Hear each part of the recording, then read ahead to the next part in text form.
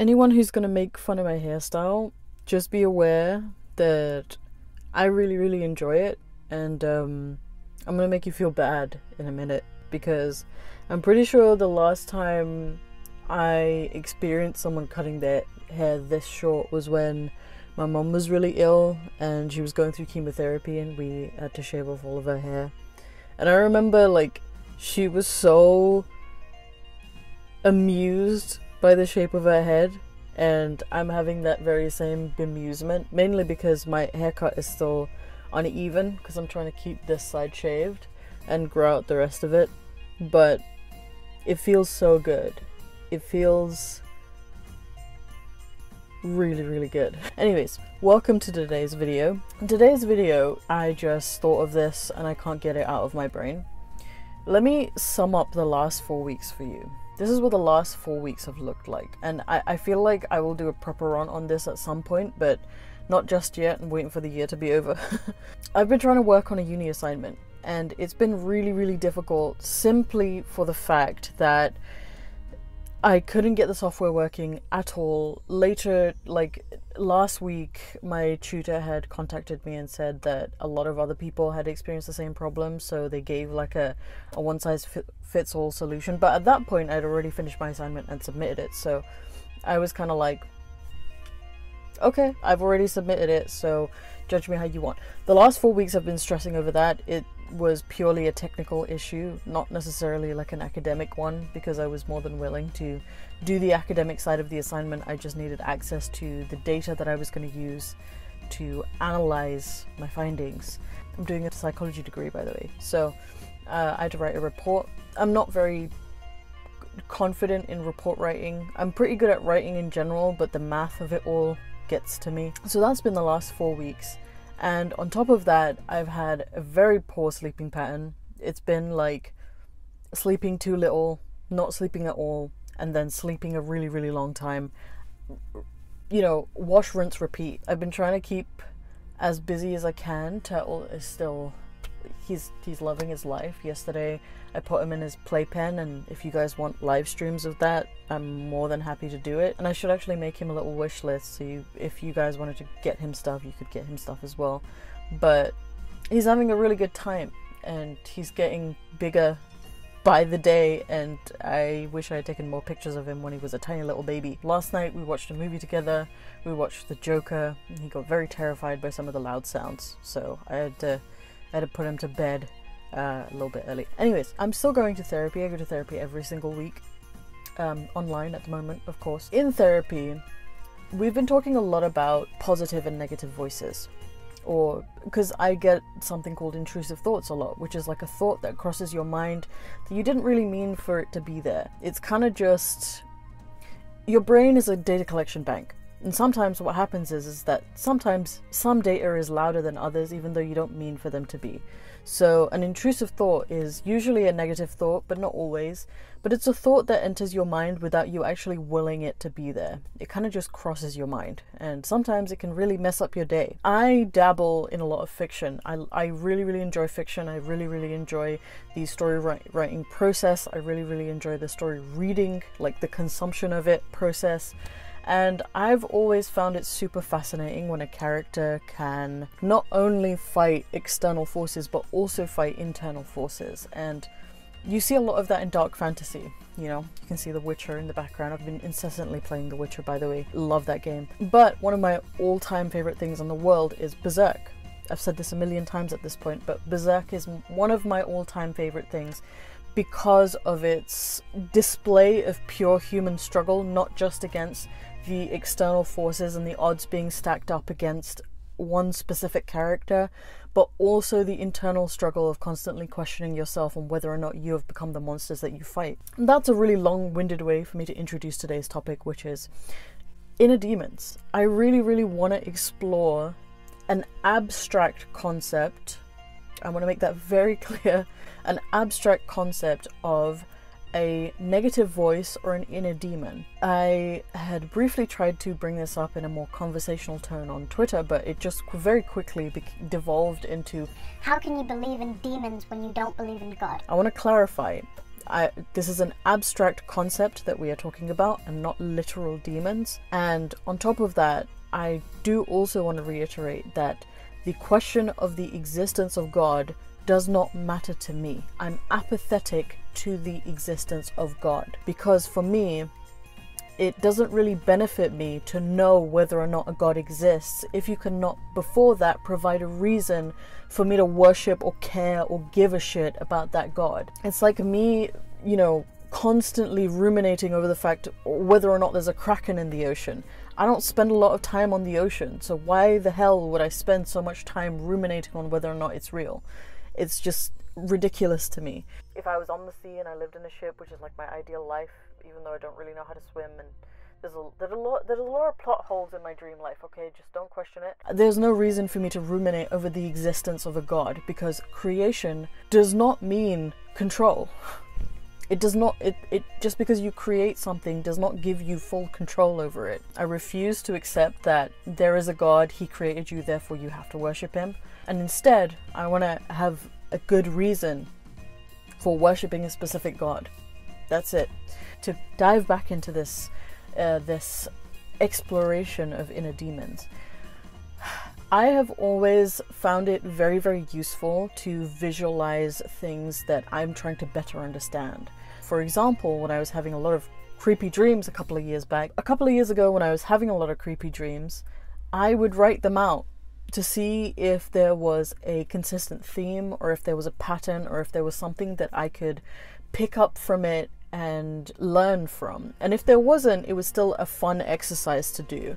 And what I ended up finding out was that there were a lot of compounding themes within that were very heavy on my mind at the time. Like, for example, those dreams had a lot of themes of really grotesque mothers who were trying to recreate their babies, and the person that I was in the dream was someone who had lost their child.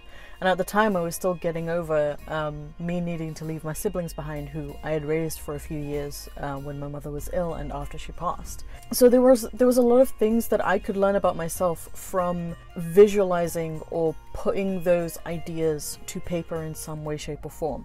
Now, the way that I'm trying to deal with my own inner demon, or my own internal voices and internal monologues, is by representing them with specific animals. And this is kind of why I initially asked, like, in popular media, like in Berserk, in a lot of media, you have the representation of like the angel and the devil on your shoulder. What does that look like for individual people? And me, myself, I've always felt that a goat represents me in general. Like my general day-to-day life, I feel like a goat represents me. They kind of eat whatever they want, they kind of do whatever they want. If you want to keep them in line, you kind of have to drive a stake into the ground and tie them to it. They get angry for no reason sometimes, and in general they just want to have a good time. Like, that's their whole personality. But in the same vein, they are also incredibly docile creatures. You know, they're herbivores, and I'm not, but that's kind of besides the point.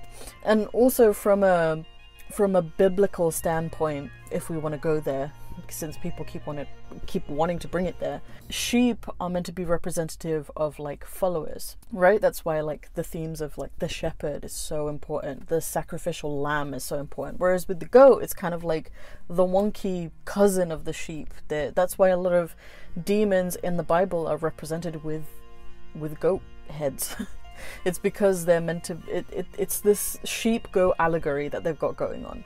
But aside from that, goats, before horse tranquilizers were invented, they would be kept in the same stable or the same like home as a horse to keep them calm, because goats have that general personality, which I feel like I have. You know, I feel like I'm a pretty calming presence. Even when I'm being pretty chaotic, I'm a pretty welcoming, calming presence. So that is what I feel like my general aura is like. And I've been ruminating over what my inner demon looks like, because I want to be able to properly visualize it and acknowledge it as something that exists. And it's been something that I've been talking about in therapy for a while. Usually up until now we've been referring to that specific negative voice as backseat Faye, because she is just a backseat bitch that just butts into things sometimes. I don't think that I have multiple personalities. I'm just saying this because I think it's going to come up at some point in the comments. Multiple personalities would involve me actually having blackouts and completely changing into a different person and not being able to remember, like having two people in one body and those two people are not aware of each other's existence really and what they do and how they behave, at least to my understanding. If I'm wrong, please do correct me. Because I get a lot of intrusive voices, or one specific intrusive voice which can be really harsh, really high energy. It could also be related to my bipolarity. I think that my inner demon actually looks like a dark horse. Where I got this from, the reason why this has become the visualization of my sort of inner demon is because that voice has endless, boundless energy. When I, give way to that voice, it almost feels like I don't need to sleep, I don't need to eat, I don't need anything. I just need me, and I just need to do what I need to do. And it's an incredibly powerful sensation.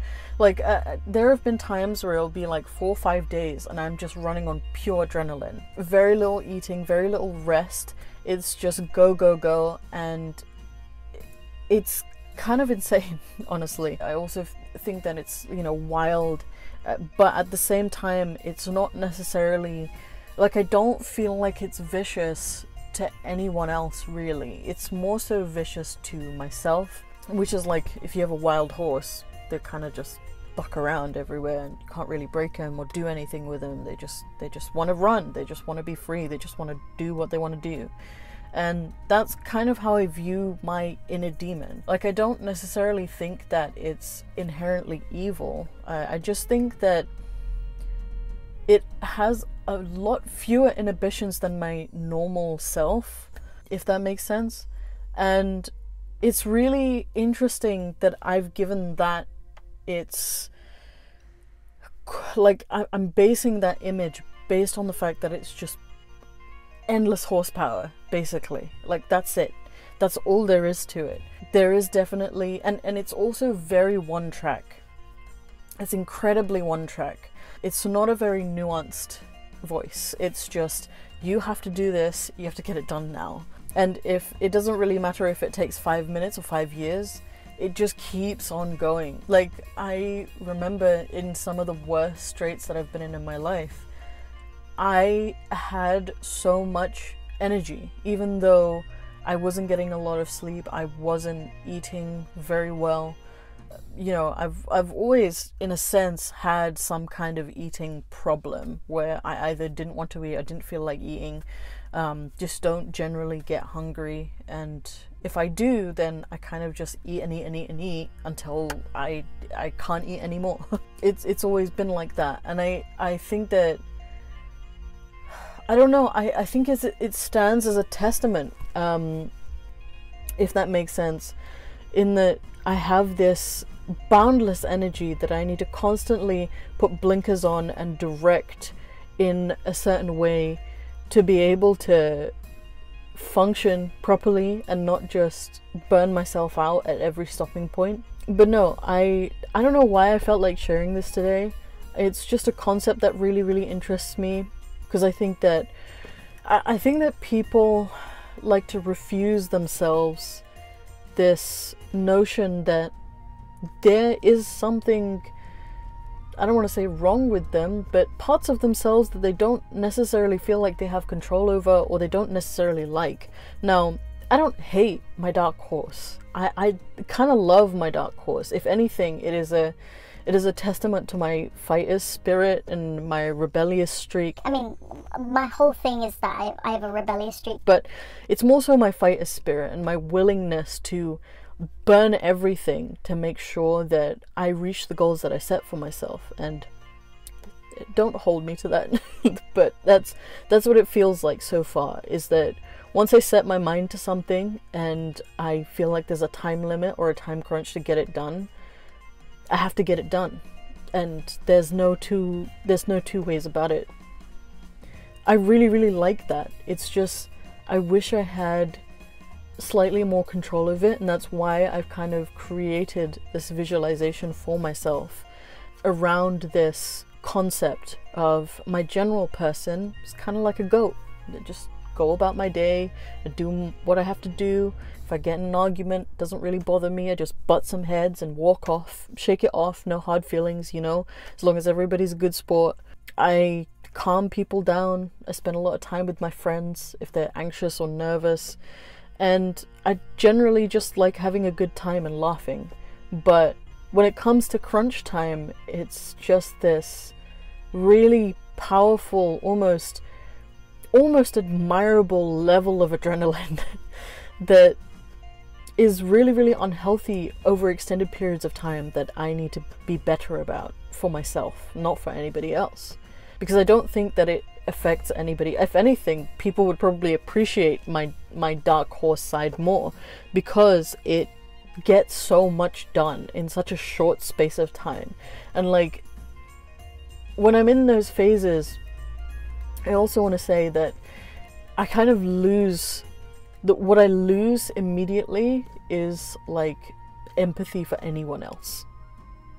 Like, that's what I've noticed. I just lose. My one focus is what I need to get done that day, that moment, you know. And if it's a more long process thing, it's usually like getting to the next step as soon as possible. And my work, you know, I work with kids, teenagers mainly. My work is very involved in being empathetic and being able to see, you know, their troubles from their point of view. So when I'm in that headspace, it really messes up my ability to do that, because I do genuinely think that I'm quite emotionally intelligent. I'm quite empathetic. I'm able to, you know, understand whatever someone is going through, no matter what background they come from, no matter what mistakes they've made. I've always been able to see their side. And when I'm in that headspace, and usually these don't last for very long, and I mask it better when I'm with other people, but internally the conversation is just a little bit upsetting to me, in hindsight mainly, because it is just a conversation of, I don't care about this. Why am I being told this? Why does it matter so much to this person? Here's a simple solution that I could offer them, but I'm not going to, because I've, you know, my 80% of my time is spent with these people and trying to understand their problems rather than trying to solve it for them. And I don't know, I just wanted to share that. I just wanted to share an epiphany that I had about my own mind and the way that I think it works. Let me know if this is at all helpful, and if it wasn't, also let me know. I have had a couple of interesting breakthroughs over the last year, honestly. I feel a lot more happy and a lot more content. Obviously happy to the extent that I can't go outside and do anything, but happy within myself, because I feel like every single day I understand myself a little bit better. And yeah, I definitely fall off the wagon every now and then with my own mental health and with my own self-care, but I think that I'm in a much better place now, understanding the way that my mind works to the extent that I do, than I ever did like 5-6 years ago. I just didn't understand what was happening. I just thought it was all, you know, jinn or God messing with me or something like that. I'm happy. Like, that's it. That's why I wanted to share this. I feel like I made some sort of a breakthrough. Don't really know if it would be considered one, but to me it feels like a breakthrough, and it just feels kind of positive to me that I have these visualizations. And if you found this helpful, I hope you'll try to do your own visualization exercises and try to figure out where your energies come from, you know, negative or positive, and if it helps somebody else out there to try and get a handle on the way that their mind works, I think that that's worth stating, and that's why I wanted to share this. But yeah, if you liked this, remember to like, share, subscribe, all of that good stuff. If you would like to support me in a more monetary way, I have a PayPal, I have a Patreon, all that good stuff. It's all in the description below. You can also find all of my social media accounts. And Turtle's not awake now, otherwise I would bring him here to show you guys. But hopefully in the next video, or if you guys want me to live stream him just existing, because honestly that sometimes I just sit down and watch him exist sometimes, because he's just perfect. What can I say? Let me know if y'all want that. But yeah, I hope you enjoyed this, and I will see you in the next video. Don't know when it's gonna be, but I can guarantee you it's gonna be at least by next week. So yeah, thank you and goodbye.